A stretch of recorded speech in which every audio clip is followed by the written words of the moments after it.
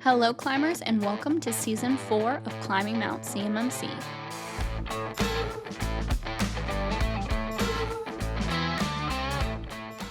Hello, climbers, and welcome back to another episode of Climbing Mount CMMC, the podcast. My name is Kaleigh Floyd, and this is Guerra, and today we are going to be talking about what it means to walk through a CMMC Level 2 certification and an assessment with an MSP. Now, if you're looking at 32 CFR and the verbiage in something like the CAP, the CMMC assessment process, we're going to be referred to as an external service provider. Now, I'm just saying the words we because we ourselves are an MSP. If you're not familiar, we are Axiom. We are CMMC Level 2 certified. We take our clients through CMMC Level 2 certifications, as well as not only the preparation for it, for the documentation and the implementation of the container, but also the maintenance afterwards. There's a lot to it. Okay, right. There is a lot to it. And it's so sad, like for MSPs, a lot of times they look at the dumpster fire of the WIB or DIB, however you want to say that, and they run from it, right? They're like, well, how can we get out of the assessment? How can we not be involved in this process? You know, and we're running in because we're like, how do we help? You know, we'll have people go through. Yeah. And we'll talk about some of that now. There's quite a stark difference in how, you know, if you're trying to pick an MSP, that's devil's in the detail. That's a big detail. How are they treating that dumpster fire? Are they running away with it, you know, from it, or are they coming in with, you know, all kinds of like mechanisms to put the fire out, make it more usable, friendly for you? I mean, because the ecosystem is just so much in its infancy. There's so much variance between the auditing organizations and assessors and perspectives. That's another big aspect for an MSP. They have to understand those areas so that they can help the clients navigate these very rough shoals. Yes. It's not like this organization, you know, this whole ecosystem is so mature. Any MSP can work with any organization and just dive into the arms of a C3PO, and it's just going to work flawlessly. And all of you are going to understand the scoping the same way. Rainbows. Yeah, kittens and unicorns, right? Yeah, it's perfect. It does not work that way. Yeah. So as much as the cyber AV would love it to be portrayed that way, that is not the case. Yes. So you got to be really, really careful. So if you have not heard, on November 10th is when the effective date is for 48 CFR, meaning that the phased rollout is going to begin.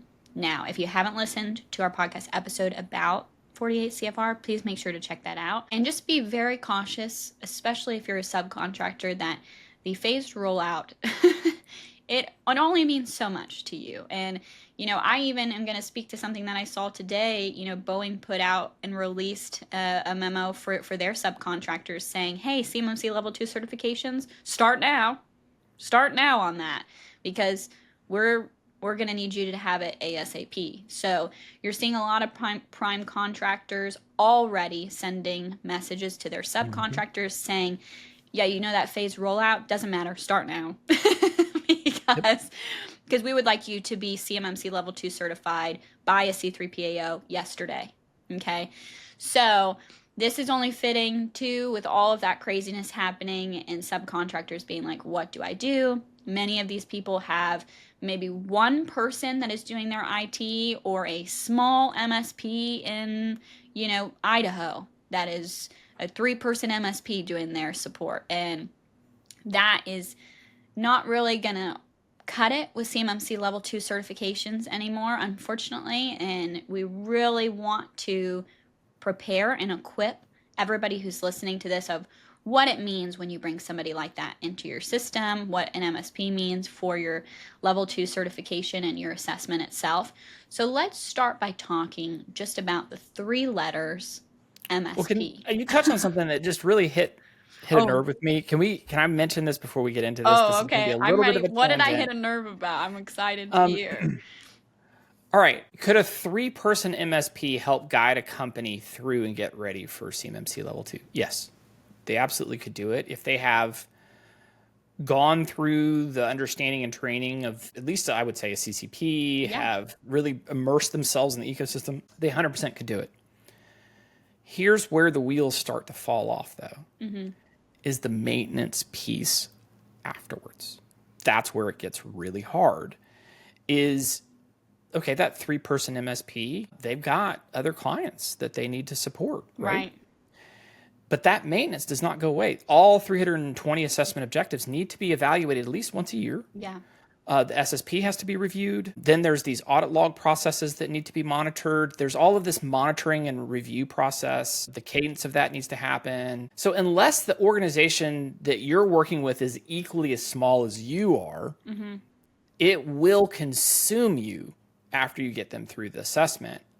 And it will be, a boat anchor around your neck indefinitely. So unless you're charging adequately for that maintenance piece to help keep them going, you have no chance. Just based on my experience as an MSP working with organizations, just the maintenance piece of the review, if you look at all of the 320 assessment objectives, there's just a lot. There's so much in there for you to have to help them on a yearly basis, keep them accountable through this process, because it's once you get them over the hump of getting certified, it doesn't end. And so that's, I think, something that MSPs greatly underestimate when they're coming into that space is the maintenance piece for those clients. And okay, could they not necessarily do everything they should do? And would they necessarily be caught? Probably not, because of the fact that it's not for another 3 years before they'll have to be assessed. But the assessor is going to look at that history,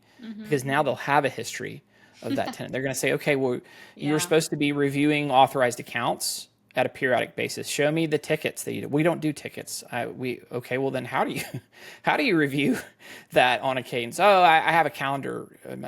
Okay, what?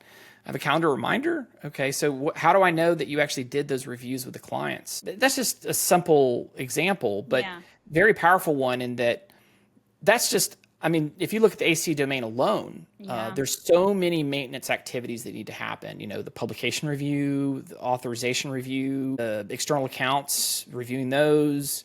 You can't just allow all these external accounts and then never check that they're valid anymore. Right. There has to be an interval. And that's where the Rev 3 really came in, for those that may not know it. But 800-171 Rev 3 introduced operational defined parameters. Right.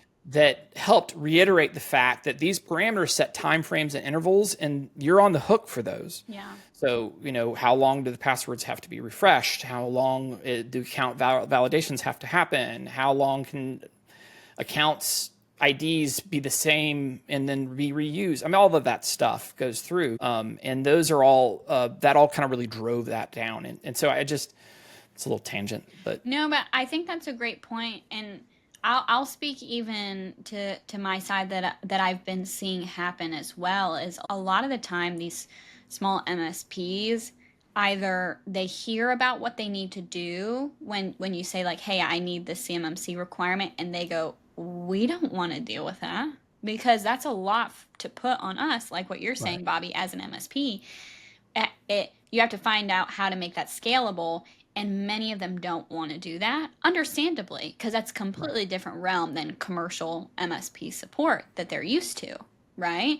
Yep. So a lot of them don't want to do it, and so they say no. Or they think they can do it for a while until you get really close to the assessment, and they realize, this is not profitable for me, and I can't do this, so we're not going to do it. And then the contractor is left screwed over of having to start over again or figure out at the altar with no bride. And it's crazy. So I want to talk though about MSPs, like managed service providers, and what they are at first. Because we as Axiom, we've been around since 2002, and we've done commercial work for organizations as a managed service provider, and that includes IT support, help desk support. I can't get into my email, I need a password reset. It's these things, my printer's not working. It's the things that you get annoyed with right throughout the day that can't let you do your job that you just want to do because the computer's not working, right? That's normally what a managed service provider does for a company. And now there are other hats that MSPs put on to make themselves different. You can have different amounts of security, different things that have to do with, backups, antivirus, phishing protection, those kind of things that you can put as well into the mix to make you different. There's different compliances. We're talking about CMMC. There's a compliance that we're talking about today. More people are familiar with HIPAA, compliance and things like that. So there are hats that many MSPs put on, and they go into these certain fields, find their market, find their target. With CMMC, this is a new beast for MSPs to tackle. It's not new. CMMC is not new, but I think just contractors did not really tell their MSPs about this. They just found a commercial MSP, and they've had that for a hot minute, and that's who they've been using. But now it's like, it's the real games. It's the real time, because now you have to get certified, and you have a third-party assessment organization come in and look at what you're doing. Right. That changes the scale of things dramatically, right, based upon what we've seen in the past. Well, as an MSP, I can tell you how dumb I was coming in. CEO coming in. I'm just going to be honest. Let me tell you how dumb I was. Well, when I came in, I said, I'll share some fears, and what my thought is when I was coming in, I was thinking to myself, I love helping clients, and I have a passion for trying to help them overcome great challenges. And I'm like, CMMC is going to be probably one of the greatest challenges a lot of these companies have ever faced. So this is a great opportunity for me to step in the space. But I had fear that I didn't know what I was getting into. And guess what? Spoiler alert, I didn't. When I got into it, the ignorance I had was debilitating from the perspective of I did not understand how much activity it was going to require for me to appropriately help the client get where they needed to go. And I didn't have a system that I knew I could help move them through. And as I started trying to go through and start working with them, I started to quickly realize I can't engage them uniquely, individually. I'm going to have a system here, and I don't have that. So how can I create a system while I'm trying to move people through it? Like I don't even know where the destination of this bridge is going to be, let alone people behind me trying to follow me. I'm like, when I get to the other end, they're like, this is not where I want to go. And you're like, I'm sorry, but this is where this bridge ended up, so you've got to really think about that. And so that was just such a huge challenge for me coming in there trying to help the client. Because when you first originally look at the 110 controls, you're like, this ain't too bad. And you just see like the little tip of the iceberg, and then there's this big Goliath underneath it that you don't realize. Actually, there's 320 assessment objectives, and that's all under the water, and you have to be able to do that. Yeah. And the biggest, I think, punch in the face for me is, in general, the processes we do for our clients are relatively the same. All right. We're still helping our clients. We're still doing all the things we've done. We just had to build a whole other train of helping clients get there. And that's a completely different podcast conversation, but we're still doing the MSP stuff that the client needs for us. We're just doing it in a way that's compliant for them. But the biggest challenge around that is really understanding what that really means for the client without sacrificing their journey. And I just was not really prepared to really understand what that looks like, because in order for them to be ready for their journey, you have to prove it. So imagine as an MSP, let's just, all of my fellow brethren that are in the MSP space, like just imagine most of the activities you do as an organization, have to prove those. And prove it with someone that either may or may not necessarily have your perspective about how MSPs need to run. They may absolutely have no care about you and as an managed service provider. And they're like, oh, so you're doing patching? Prove to me how you're doing patching. Well, I have this little tool that does it. You have a tool? Like, what is that tool? I was like, it's this cloud tool over here. So that tool has an access environment. it unravels pretty quickly. So, but then you're like, okay, well, maybe you're using patching through Intune. Okay, so you've got to prove that you have a policy, but it's not just that. You have to have a way of proving that you maintain that patching process, and you have to show them that. And they're going to want to see that on a system to validate that you're doing that. And that's just one control. You're going to have to do that on a lot of them. Probably about half of them are going to be technical in nature. The other half is going to be like define policies, and then it's like, okay, great. Now you defined it. Good. Now, how are you doing it? Right. So you've got to be able to show those things at that level that it's being done. Oh, well, we use a time system. Okay. Well, using this timekeeping system? You're using their NTP server. How do you push that? What configurations doing that? You do it manually? Well, I don't think for 100 machines you're going to be able to do that manually. So how are you enforcing that? Okay, so you're doing it by this policy. Can you show me that enforcement is being applied correctly, right, across all those systems? Okay, now open up one of the systems and show me on that computer that the time system is syncing correctly. Okay, good. Now that's met. It's just so different because maybe a machine or two isn't doing it, and you're like, it's just not doing it. That's life. It happens to the best of us. Yeah. But that could be a not met in the assessment. So it's just a level of clarity and validation that I was not prepared for. And that was just such a massive punch in the face. Yeah. Because then you're like, okay, when you go through and list all the stuff, I'm doing a lot of that stuff. But then when you say, are you prepared to prove it? And someone asks you for you to show them, can you do it? That was the biggest, I would say, challenge for me as an MSP. It was just such an earth-shattering. And we're still learning that. We're constantly learning that and getting better at it. I mean, I would not say that we have arrived in our understanding of that. There's continual evolution for sure. Yeah. And our technicians, as an MSP, we have multiple people that are doing tickets and things for our clients and whatnot. It is a new challenge and a new, level of difficulty to also teach them, in your technicians of how they have to document and what types of documentation they have to do for these things for us to be able to prove it when the time comes, and that level of maturity is not just created just randomly out of like, oh yeah, we do that. Like, no, like it takes a level of time and effort and maturity to get an MSP to be able to handle that.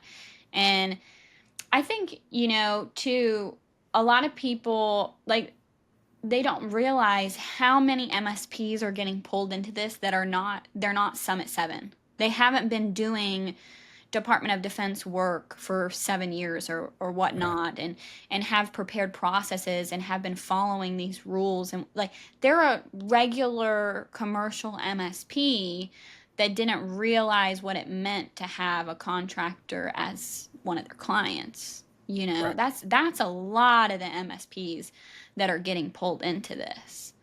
And it's just, I think this is part of the reason why I felt like this type of episode was so important, is because, yes, we do hear that there are a few, that are MSPs that have been in this area for a while, but really it is few and far between, very few and far between. And so, what does it mean when you're coming into this with your MSP that you have currently? So if you're a contractor, you're a subcontractor, or a prime that has an MSP that's not CMMC Level 2 certified, okay, so they don't come to you with the certification already under their belt, like, what does it mean? And what are you looking for them? And you could find an MSP that has a level 2 and they could suck at getting you ready for doing CMMC, and you could find an MSP that doesn't and they could be great at it. Yeah, that's it's true. Just the reality, though, is it's an indication, but it's not a guarantee that if they have their level 2 that they're going to do that. And I've definitely come to terms with that because as more and more organizations are getting, and I'm starting to work with those, I'm like, whoa, that's kind of scary about some of those types of things. Nobody's perfect, but moving a client through their CMMC journey is so crazy hard. You really want to think, most organizations are thinking that when they engage with an MSP, they're going to help get them there. And what does get there mean? Right? Yeah. What does that mean? They Also, don't what is know what that helping? means. What is helping Right. mean, They too? don't know. So they're leaning on you to know. And if you're like, well, I only know how to do IT and it's your job to know the compliance piece, you're in a lot of trouble. Yeah. Because they certainly don't know it. No. So unless you're planning on bringing in another third-party organization to help you both through that journey, you've got no chance.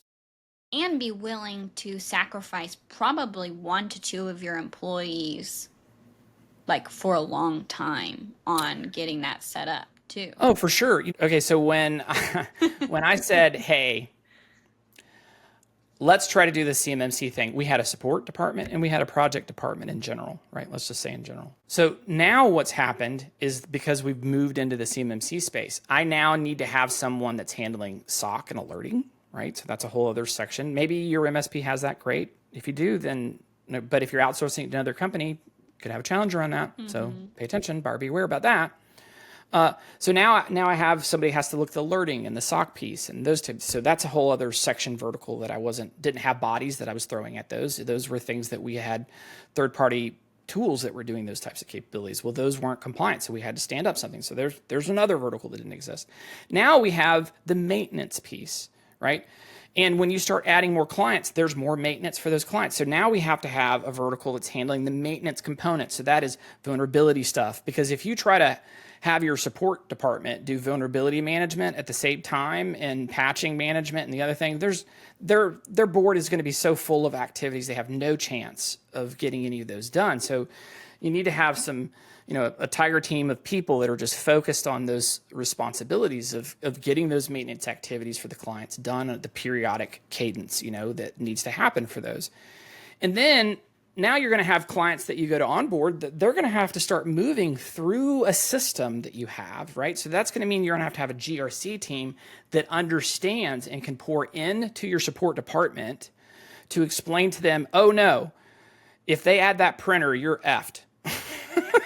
For lack of a better word, you can't do that because of the way the scoping is set up. So don't say yes to that ticket. Like the support department is they've got questions and they need answers. So they're pinging the GRC team to have some better understanding. And, as your support department is going to get better, they're going to get better at understanding that, right? But then you have your GRC team, right?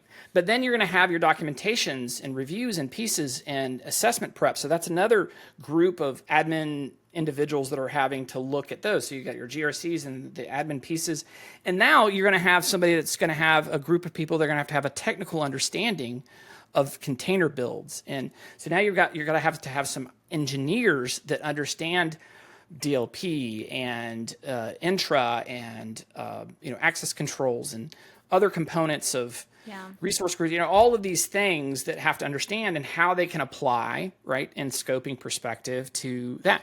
As you start to do that, it went from something simple to much more complicated as you're starting to build different departments and bodies and roles in order for you to be able to fill the CMMC. And then you have the project management piece, right? So you need to have people that understand project management. PMP is a great thing to have for them to understand moving people through those activities.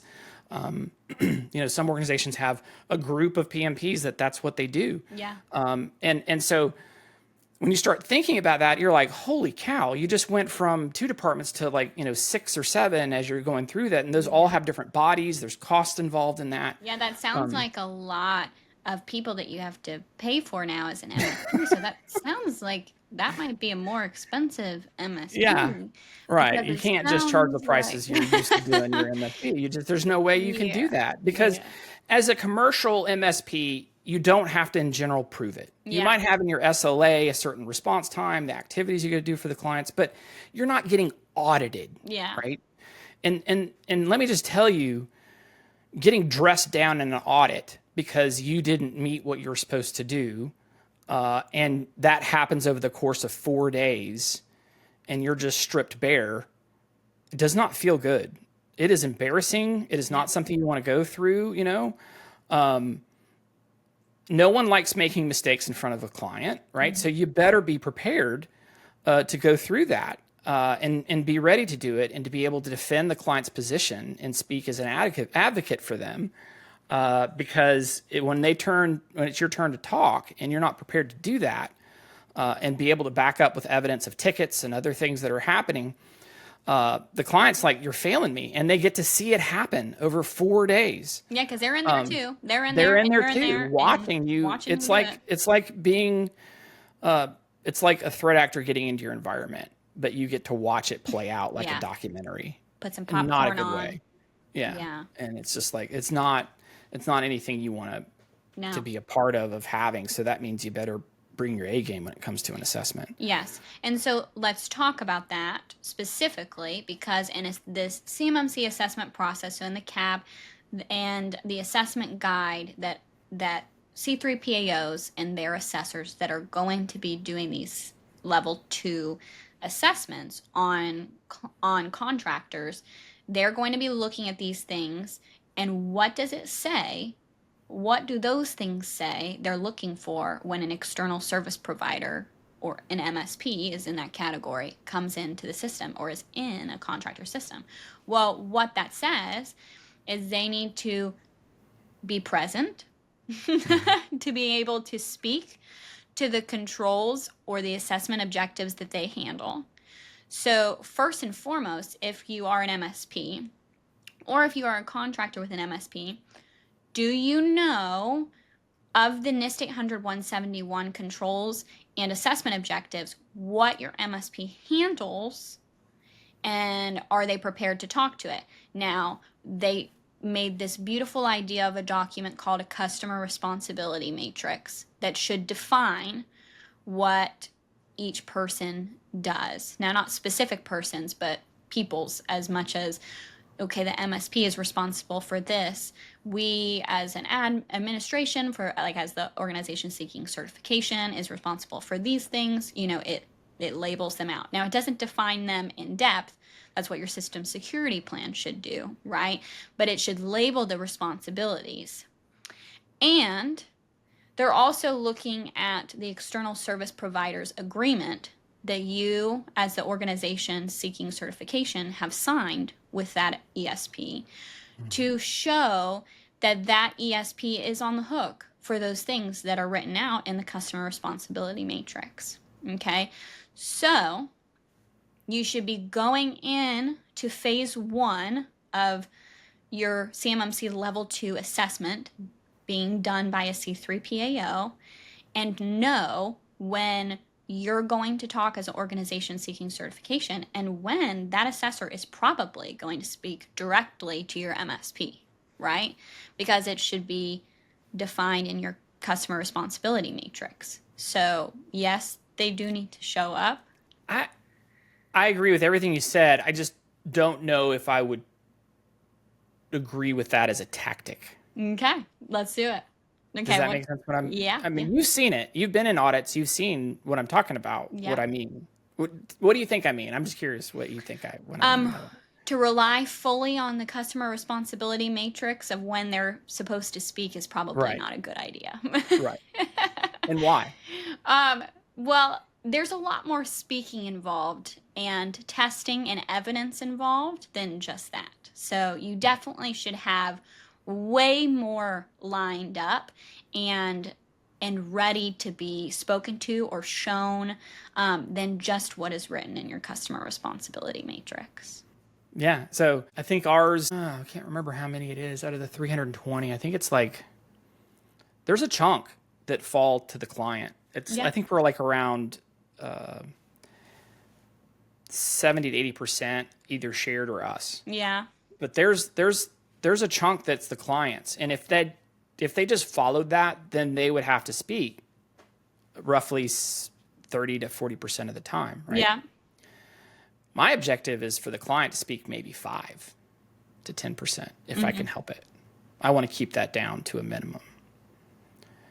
A good attorney in general doesn't want their client to speak on the stand. And the reason why is because if they can help it, unless they feel like they're really coached and trained up, they're a wild card. So the attorney wants to be able to bring the expert witnesses and have those people that are professionals that understand and know what they're supposed to say and what not to say. And when you have a client that this is possibly the worst day of their life and they are absolutely terrified of talking in front of an assessor, scared to death that they might say the wrong thing and jeopardize their whole assessment. Spoiler alert, if you say something wrong, unless you got a butthead assessor, they can let you walk stuff back. Okay. Yeah. You can be wrong. You can say things. It doesn't mean that you've now impeached yourself, in my opinion.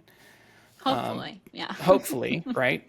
I mean, because assessors need to understand, and they should understand, that this is possibly, like I said, the worst day of the life for that person. They're fumbling with their words. They're trying to. They're shaking, most They're likely. shaking. Yeah, I mean, I've seen them shake.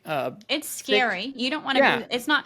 It's not. I shake sometimes. Yeah. I shake. I mean, because it's serious business. You need to come in there and understand. I mean, this could be make it or break it for an organization for them to pass their assessment. So you can't. You've got to come in with a serious respect about what's going on. So, and so with those clients, like, you don't want them talking any more than you have to. So you, as an MSP, need to be prepared to speak for them on their behalf as much as possible. That's how I handle it. That's how I feel it should be handled. Now, there are plenty of MSPs that are like, that puts way more burden on us. And that is absolutely true. It's true. You could say, look, I'm only speaking about what's in my matrix. They better be prepared to rise and fall on their own. And you would be accurate in that statement.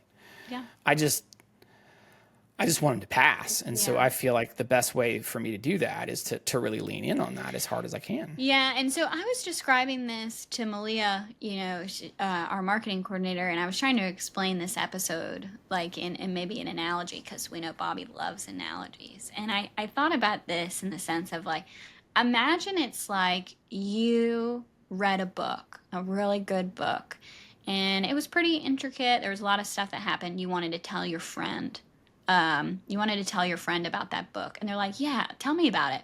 So you tell them, you go through your favorite parts of it, the parts that you feel like would be important to them, whatnot. And then now it's time for the English test of that book, but your friend has to take it, not you. So you were the one that read the book, but you told your friend about it, and now that friend has to take the test, And I feel like this is kind of the example here of a lot of what is going on with the compliance piece for these companies. That this isn't their job; they just have to do it to do their job, And us as an MSP, like, our job is to help them stay secure and help them stay compliant and keep them efficient while doing their job. And so a lot of the time, in my opinion, we know, or we've read more of the book than they have. And so it just seems so unfair to me to, like, have you told somebody about all these parts that you do of the book and whatnot, but it's like, now you do it. You do the test for it, when a lot of it does fall on what we do for the client in a regular basis. You know what I mean? Mm-hmm. Yeah. Was that an okay analogy? Did I do well? Yeah, that's beautiful. Okay, that's good. I might steal that. I like that. Everybody write that down. If you stealed it came from me first. Okay. That's good. Yeah, I think it's fair. But I think, as we're walking through this, we're starting to, like, you can already see, we didn't even talk about the implementation of CMMC, like when somebody comes with nothing, like a system security plan or anything like that, is your MSP prepared to walk you through that? I mean, we didn't even talk about that side. That could be a whole nother episode in itself, right? And that's like the whole documentation piece and getting actual compliance, which I know you mentioned. Well, so, like, let's just talk about it for just a second, because you've got that train, like I'm saying, where you got to move the client through it. Yeah. Right. So what if when you're moving the client through, that you have it split up into sections and you assess them, because you have to have had a self-assessment when you're coming into your audit. Mm-hmm. What if you did partial assessments throughout the train process, right? So then when they're done, you're done with the self-assessment with them. What if you leverage that as an opportunity to train them on how the audit could go, so you could actually interview them in that self-assessment process, right? Mm-hmm. So now you're coaching them, you're doing the objectives you need to do, but that's where you're starting to think, these things need to happen. How can I integrate them into the process of getting the client ready Yeah. and checking multiple boxes with one activity, right? And we're getting better at it constantly. We're improving it, just because this thing just went live this year, right? Yeah, it's not like we've been behind. Right. I mean, we've been on this journey for 4 years now, but like as far as in moving clients through those assessment pieces, you're learning lessons, right? You know, the 2 or 3 years of us getting in was us planning and prepping and working, but unless you went through a JSVA assessment, like at that point, it's the people now are the ones that are actually going through the battles of moving the clients through and getting through the assessment pieces. Right. So, I mean, and I think that's just an example of how like the MSP really needs to understand like those components. How am I going to support them and maintain them? How am I going to get them through the train of getting ready? How am I going to do the assessment piece, right? Those are just those 3 core areas that they have to really crush it if they want to be anywhere accurate in that space to support the client, to have any semblance of a chance. And every time I go through an assessment, I think to myself, dang, this is freaking hard. How can anybody go through this unless they have not like fully committed? Because it's just that hard. Yeah. But yet I just all the time I'll be at conferences and just hear my fellow brother and all like, yeah, I know we're gonna move a few clients through it, and you're just like, wow, maybe I'm missing something. Maybe they'll all crush it, and then they just look at me and laugh and go, you were just way too hard on yourself in the process. Gosh, that'd be cool if I was wrong. I'd love to pick their brains if that's the case. Well, I just think, too, we're just being really realistic with an MSP that is used to the commercial side of helping clients and does that very well, but it is a different beast to have somebody looking over your shoulder at everything that you possibly are doing, and not a lot of MSPs that are coming into this space or don't realize they're already in it are truly taking that for how it is. And it's definitely scary because, again, there are organizations that have only been targeting contractors. Like there are MSPs that only have contractors and large companies that work in the DIB that have been doing this type of thing for a while.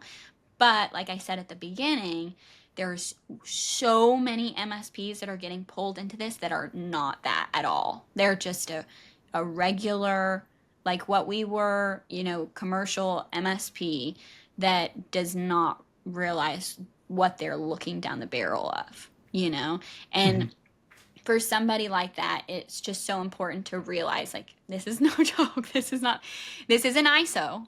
Right. And that's no joke. I mean, ISO is no joke. I mean, you're going to get assessed as well. Yep. It's just ISO does afford you more corrective action. The assessor can actually make recommendations. You can't do that in CMMC. Yeah. And it's kind of frustrating because when we went through our audit, right, there were some things that we had that were marked not met, but because we had the experience, we were able to go in and by the end of the day have those flipped to potentially be marked as met, and then they work through it. But they can't say, oh, you're so close. If you just maybe change this process and maybe change this just one line this, on your this, SSP, and it should be fine. Yeah, you're good. And like, and you can flip this to met or just provide this one piece of evidence. If you could just find that somewhere and they can't tell you that. But with ISO, there's a lot more flexibility. Right. And so it is just so different. Right. From this. I've never sat through an ISO, but I've talked with lots of ISO auditors. So this is me coming, hearing vicariously through other ISO auditors going through. But I was, so many times I'm like, gosh, it'd be great if we'd be able to do it. And I just don't know why the Cyber AB and the DoD chose that path to not allow assessors to do that. And I don't know why they didn't allow assessors to have a relationship like you do with ISO. It's so transactional. You just do your assessment and you're done. Yeah. Right. Whereas an ISO is more of a relationship type thing with the organization that you're doing with. Yeah, and these are things these are things that are important as an MSP stepping into this space. You need to know. Right. too, because at its infancy, it's quite apparent, you know, the different perspectives. We did an episode of this, if you haven't watched it yet, about, you know, assessors are not calculators. So sometimes you can put in 3 + 3 and it equals 6. Sometimes it might equal 6.7, 7, Right. you know. So just, you know, and being aware of those struggles as well. But our goal, again, for this episode is, one, for MSPs that are stepping into the space that are like us, that, you know, have commercial clients, that maybe have a couple of contractors that they're like, okay, I think we're having to do this thing. You know, how do I do it? What do I do? You know, beware, and please be aware of what is required of you, and what you're looking at. And we hope that this gives you just even a little bit of insight there, as well as contractors that are listening to this that have an MSP, that, you know, you need to know these things before you get to your phase 1 of your C3PAO assessment and they kind of fail it for you, which would be very unfortunate. Yeah. So please just be aware of these things, that you need to make sure your MSP is ready. And just like I said before, November 10th is the effective date. 48 CFR phase rollout begins. But many primes are already sending out their memos. So I've had no shortage of emails come in with organizations that are going to help me with my level 2 now that 48 CFR. I probably get 1 or 2 emails a day of people. Are you going to like, say yes to having them help us? Yeah, I don't know. I'm still on the fence. These organizations that are reaching out. So there's no shortage of people that want to take your money to help get you, because they know people need it. Oh, yeah. And they'll do it in whatever time you need them to do it. Yeah, right? they'll tell you yes to whatever time frame, and some of them to what you need, like what you're saying. But that doesn't mean that that's true. Mm-hmm. So buyer beware. Be really careful. Be very, very careful about that. Yeah. Be your own little auditor going in there. Ask for the evidence. Do the interview, examine, and test method on these people. Am I right? Yeah. As they come in. Sure. I like it. I mean, if you're asking me those things, sometimes I do get that person. I'm on a sales call and I feel like I'm talking to an auditor. And I'm like, I love it. You know what? Yeah. Do your research. Ask me those things. Like, I'll answer it, you know? So do that. But guys, I hope you enjoyed today's episode. Again, like I said before, if you haven't listened to the 48 CFR episode, make sure to check that out. We post every Thursday. So make sure to subscribe if you're on YouTube so you can be notified anytime we post a new video. Also, make sure to comment, and I think on Spotify it lets you comment, as well as Apple Podcasts, and it lets you rate us. It would be really nice if you rated us a good score. If you're going to rate us a bad score, leave and don't rate us at all. Please. Oh my gosh. I'm trying to feed my children here. That's right. Every star goes to my hungry children. That's right. Tell them right. Right. No. Guys, I hope you enjoyed, but also too, CS5 is coming up October, 16th, I think, too. Yeah. And we will be there as well. So if you're going to be there at CS5 in Washington, D.C., please make sure to find us and say hello, too. We would love to meet you.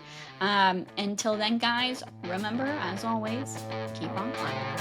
See ya. Make sure to follow us on LinkedIn and YouTube to stay up to date on the latest CMMC news. We hope you guys enjoyed today's episode and listen out for the next one. But until then, keep on climbing.